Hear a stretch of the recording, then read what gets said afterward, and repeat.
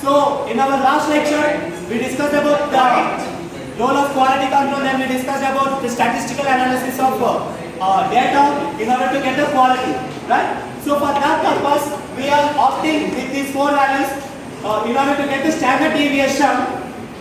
In order to get the standard deviation, we must have the values of mean, median, mode, and range. So what is mean? Mean means the average of all things. Okay, the sum of all numbers divided by the total number of values can be stated as a mean. Okay, so that is mean. Then median. Median means it is the middle number in a list of numbers ordered from lowest to highest. You just stop it 5 years. So in the last lecture we discussed about quality control. So quality control, we have internal quality control, external quality control, quality assurance. Quality assurance can be achieved by pre-analytical, analytical and post-analytical. In the analytical phase of quality control, we must have what data? We need precision and we need to calculate the accuracy.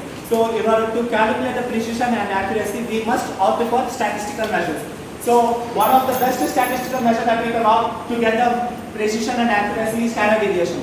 So standard deviation can be opted, or it can be derived by 4 formulas. We need the data of mean, median, mode and average to get the standard deviation. So let us see what is mean. So mean stands for the sum of total values by total number of observations can be stated as mean. Okay. Whereas median means it is the middle number in a list of numbers starting from lowest to highest can be stated as a median. Okay. Then mode. Mode is the most repeated or repeated number in a data set can be stated as a mode. Okay, most repeated numbers in a data set is called mode.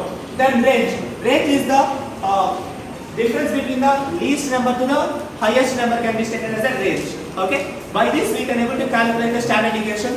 Now to calculate the standard deviation, we have totally 5 steps. First you need to calculate the mean. Then you need to find the deviation from the mean. Then you need to square the deviation from the mean. Then you need to add all the square values to deviation to get the sum of d square.